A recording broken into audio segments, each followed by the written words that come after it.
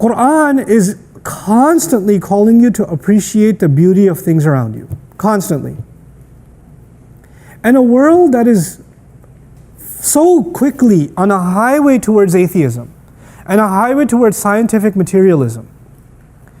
On that highway, what you're finding more and more is that the arts, music, things that were expressions of beauty in human culture, they are suffering now more than they ever have. أعوذ بالله من الشيطان الرجيم أفلم ينظروا إلى السماء فوقهم كيف بنيناها وزيناها وما لها من فروج والأرض مددناها وألقينا فيها رواسي وأنبتنا فيها من كل زوج بهيج تبصرة وذكرى لكل عبد منيب رب اشرح لي صدري ويسر لي أمري واحلل عقدة من لساني يفقه قولي فالحمد لله والصلاة والسلام على رسول الله وعلى آله وصحبه أجمعين ثم أما بعد. Once again everyone, Assalamu alaikum wa rahmatullahi wa barakatuh. I would like to share with you inshallah that one of the things I'm holding myself back from as I'm teaching this is I will tell you what section we're in as we go, but what I have to hold myself back from is describing the architecture of each section.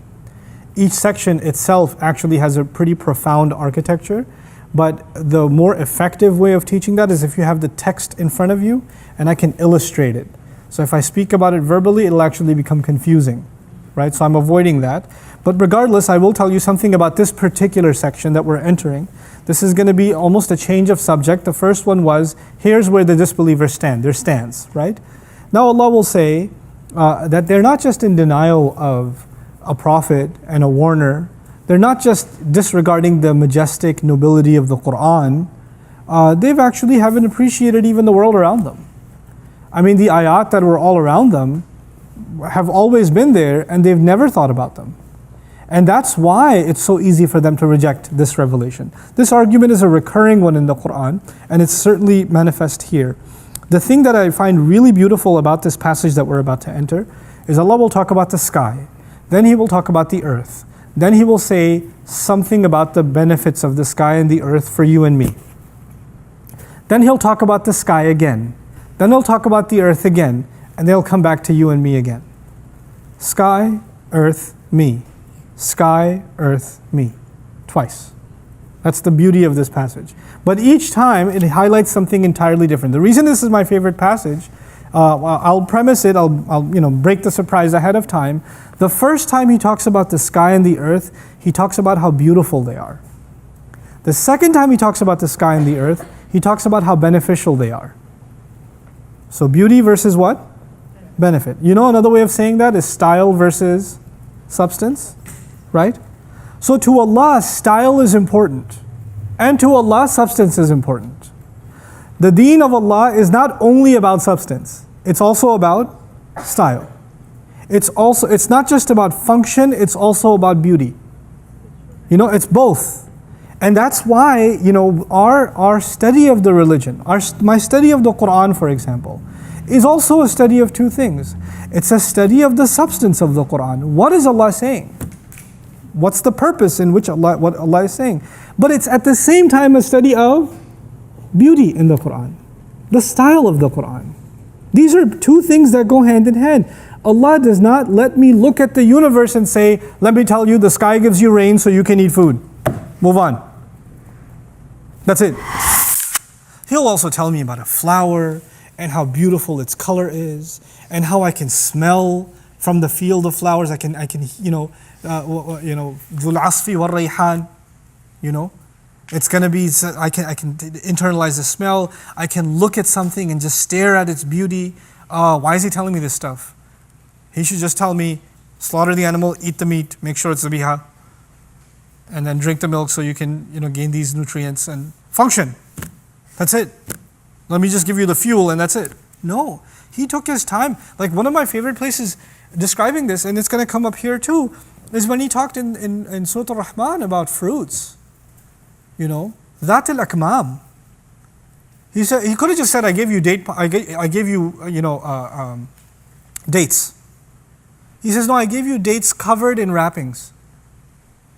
Why did he say wrappings? It's the idea of gift wrapping. It's the idea that I wanted you to have this and I wanted you to unfold it and then enjoy it. Like he didn't just give me an orange, he wrapped it and he scented it too. He gave me a banana peel. Like he gave these things that just beautify. The colors on them, the patterns on them, the texture of them, the feeling of them. These are beautifications of this food. It could just be, an orange could have just been mush. That's also orange. By the time a child is done with an orange, you see what an orange looks like? Oranges could have just looked like that. Strawberries could have looked like what, you could just mash them a little bit. Here, eat this. But the way he packaged it, even like, these food trucks and things, they'll take beautiful pictures of food and blow them up, and ads of like grapes falling and this and that. You know what I'm saying? Because it's beautiful stuff to look at. It's gorgeous to look at. Allah didn't have to make food beautiful. I mean, He could have just fed us any way He wanted. He could have fed like we feed animals. Animals, they don't need decoration on their food. You just put the hay in front of the thing and it'll eat it. You don't put ketchup on the side and this, Even taste is a part of beauty, you know that? Food did not have to be delicious. Food just had to be nutritious. There's a style to food. Allah put a style to food along with a substance to food. If all I need is fats, proteins, carbs, that's all I need. Then you could get them in a chemical. Like blend, just drink that and you're good. Why do we want the chicken to taste this way and add the salt and roast it that way and the fruits here and the sides there and the masala there? Why all of this? All of it is actually style, not what? Not substance. What is it teaching us? To Allah, style is a big deal, along with substance. This is important, a distinction to make, because for a lot of people, life is only about style. At the expense of what? Substance. There are people, even in their religious studies, all they're concerned about is the perfection of and the beauty of the maqamat and tajweed. It's all about the style, at the expense of substance. And on the other hand, you have people that are only concerned with what? Substance. Just tell me what's halal and haram and move on, man. Why are you talking about trees and mountains? Just give me the fatwa and let me move on. There are people only concerned with substance. There are people only concerned with style. Allah doesn't let you distinguish between the two in His book. They go hand in hand. This is the nature in which Allah created the human being. Okay? Now, أَفَلَمْ يَنْظُرُوا إِلَى السَّمَاءِ فَوْقَهُمْ. Didn't they look and stare into the sky above them? The word ila is used as opposed to fi. If you use the word أَفَلَمْ يَنْظُرُوا فِي السَّمَاءِ فَوْقَهُمْ, it would actually suggest that they ponder deeply into the sky. Allah is saying, didn't they ever even look for a little bit into the sky? Didn't they even look up ever? This ayah means so much to me because I used to live in New York City. I used to go from my home in Queens to the bus stop, to the subway, to the human sardine can that is the subway system, and then you come out of there and you go into your building and you go into your elevator and you look like this the entire time. And what do you never look at? The sky. Well, the first thing I noticed when I came to Texas. أَفَلَمْ يَنْظُرُوا إِلَى السَّمَاءِ فَوْقَهُمْ. People don't look up. Actually, the only time they look up is if it's raining. That's the only time. Allah says, why didn't they look towards the sky that is above them, right above them? كَيْفَ بَنَيْنَاهَا. How did we build it? Did they ever wonder how marvelous its architecture? وَزَيَّنَّاهَا. And how we beautified it. Beautifying the sky. In the daytime, He beautified it with clouds, with its color, with the birds flying in it. أَفَلَمْ يَنْظُرُوا إِلَى الطَّيْرِ فَوْقَهُمْ صَافَّاتٍ وَيَقْبِضْنَا. That's the beauty of the sky above us. And then, if it's a bright sunny day, you just like opening the window. You just like looking outside. It's natural. Why do you pay extra for a room with a view? Because of the sky, meeting the ocean, overlooking the valley. You pay extra for that. There's another hotel room much cheaper. It faces the parking lot. or the industrial air conditioning unit.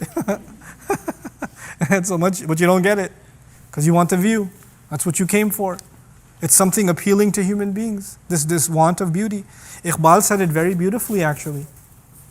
His Urdu poetry, "Hai justuju ke khoob se hai khoob tar kahan," right? And the idea behind it is very powerful. He's actually arguing that human beings have an innate desire to seek out beauty.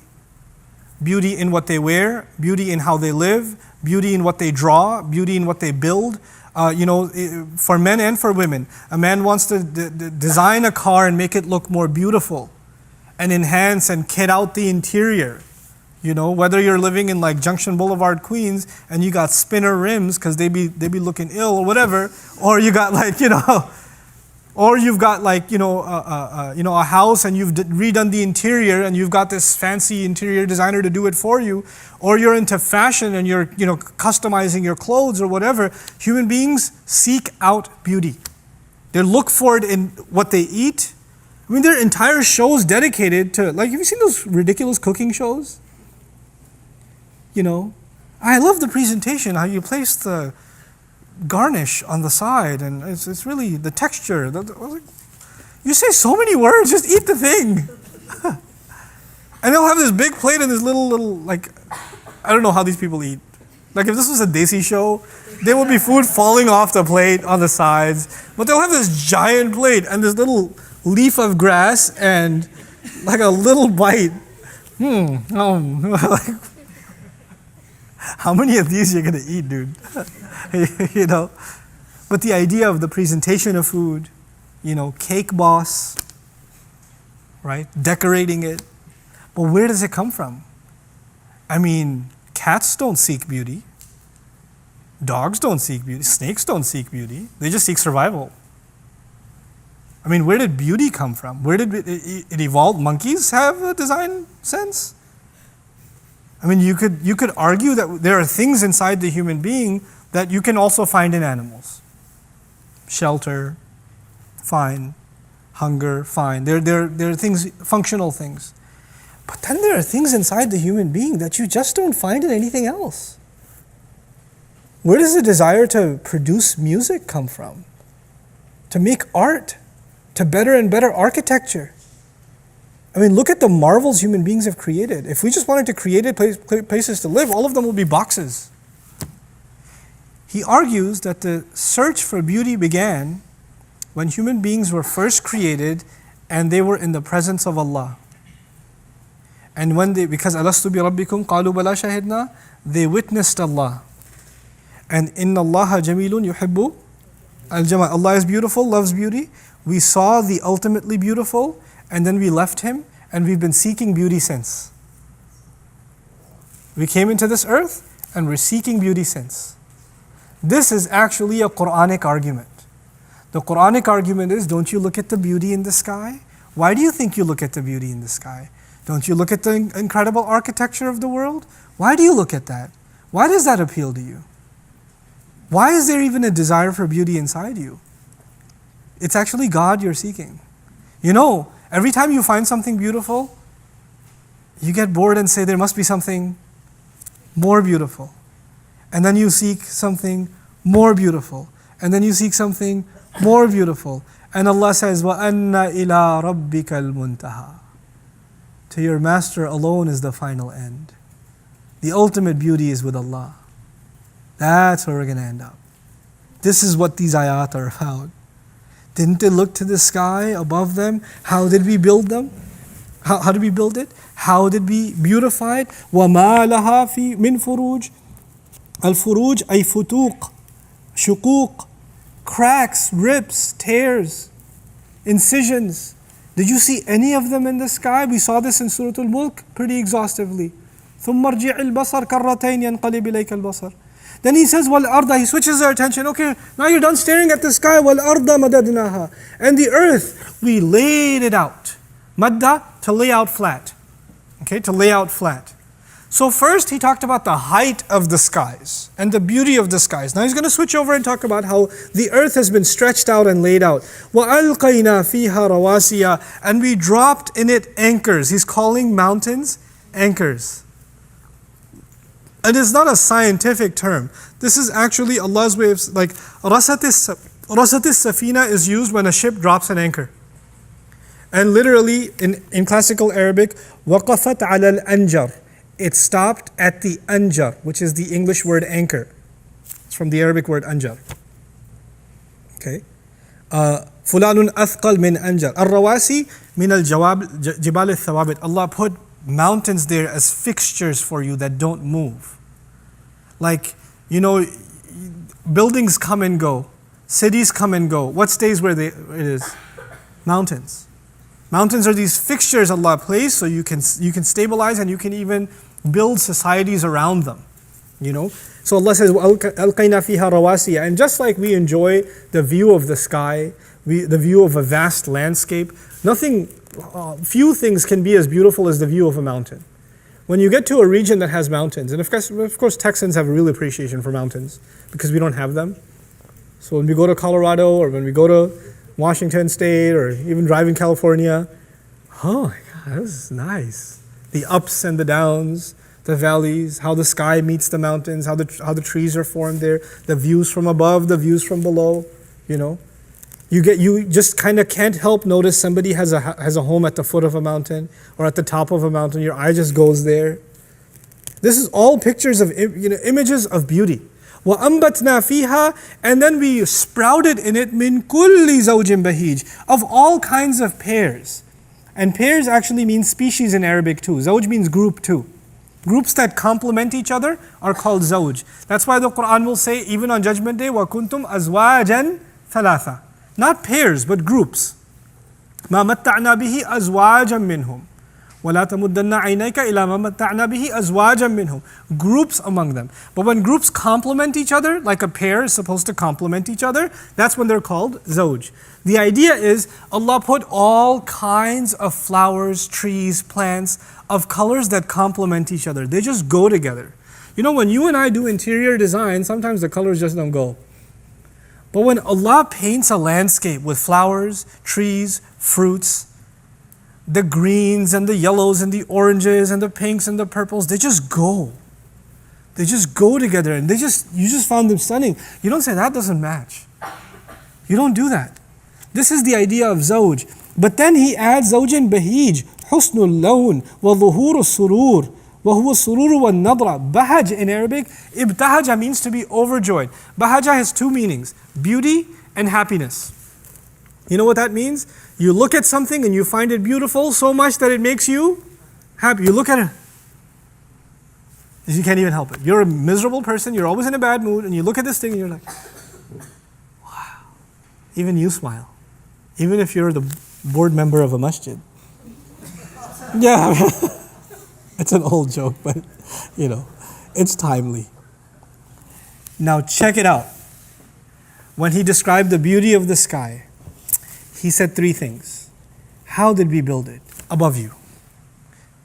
In contrast, he said about the earth, how we stretched it out below you. He said, how did we beautify the sky? وَزَيَّنَّاهَا. He contrasted it immediately with وَأَلْقَيْنَا فِيهَا رَوَاسِيَ. What's the beauty of the earth? The mountains. And then on the other side, وَمَا لَهَا مِنْ فُرُوجٍ. I love this one. There's not a single crack, hole in the sky, but the earth, He planted all kinds of gardens in it. And to plant gardens, you have to have holes to plant them in. The earth is full of holes, but those holes create beauty. The sky is beautiful because it has no holes. The earth is beautiful because it has openings. Because those openings produce color and beauty. The contrast between the skies and the earth, 3 versus 3. So balanced, so beautiful. Just the way Allah speaks, subhanAllah. And what I really find fascinating about these ayat is that Allah decided to talk about beauty and joy and appreciation and our quest for beauty before he talked about purpose. He talked about that first. And as a matter of fact, the entire surah began that way. Nobility is not a need. Nobility is what adds beauty to life. You don't need to be treated with respect to survive. But if you're not treated with respect, your life is going to be ugly. Human beings seek respect and dignity because it beautifies their life. وَالْقُرْآنِ الْمَجِيدِ. They went straight to the substance of warning. بل عجبوا أن جاءهم منذر منهم هذا شيء عجيب أئذا كنا متنا وكنا ترابا. And they looked at everything so in an ugly way, where our decaying bodies, this, that. That's where they took the conversation. And Allah is focused entirely on beauty. You know what this makes me think? I know I'm getting a little too philosophical today, but I can't help it. Quran is constantly calling you to appreciate the beauty of things around you. Constantly. And a world that is so quickly on a highway towards atheism and a highway towards scientific materialism. On that highway, what you're finding more and more is that the arts, music, things that were expressions of beauty in human culture, they are suffering now more than they ever have. You'll find music becoming more and more violent, aggressive, thumping, mind-numbing. You know, music used to be used across societies, even in the Muslim world, it used to be used for therapy. You know? And ghina is something that even there was, the Prophet ﷺ would enjoy the recitation of the Quran that's melodious, and he would inspire certain poets to recite poetry melodiously because he enjoyed it. And you know, the Prophet would say, "Inna min al-bayani la sihra." Within eloquence, and part of eloquence has a magic to it.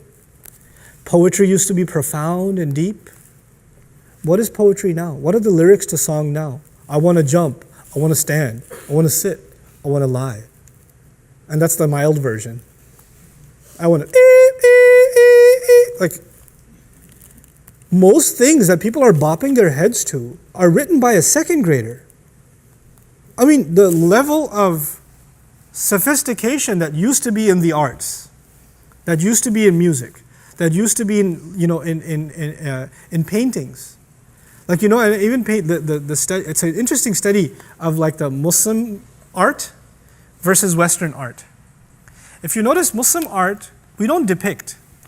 It's not just because it's haram or whatever. It's actually if you study Muslim art, you'll find its obsession with geometry. Perfect shapes, perfect curves, and this is balanced with this side. Even our calligraphy is all geometric and balanced, right? And Muslim architecture is all about order and balance. You know why that is?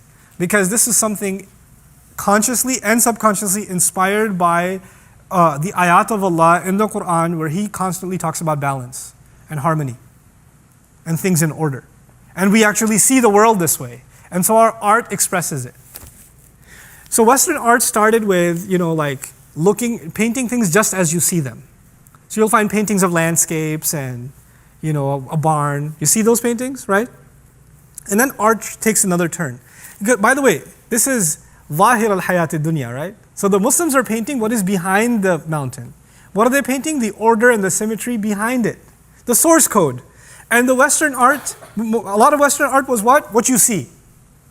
What you see is what you get. The river, the tree, And then what you see, if you don't know that there's order behind it, and all you have is the apparent, then soon it starts becoming ugly. Soon everything you see becomes ugly. Because everything you see is reduced to its basic parts. There's a reductionism that starts taking place. So what happens is, I don't see beauty anymore. I see ugliness. And you have impressionist art and other kinds of art. You'll see paintings in a gallery where there's a face and one eye is over here and one eye is over here and his face is over here. You seen those? And people are standing there looking at, I wonder what he's trying to communicate. The Muslim looks at it and goes, why did he? You could have just put the eye there. I would have been a lot better.